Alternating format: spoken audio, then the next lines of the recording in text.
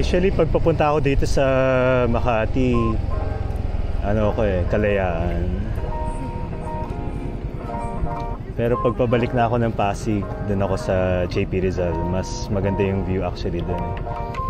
Gusto ko yung nasa tabing ilog.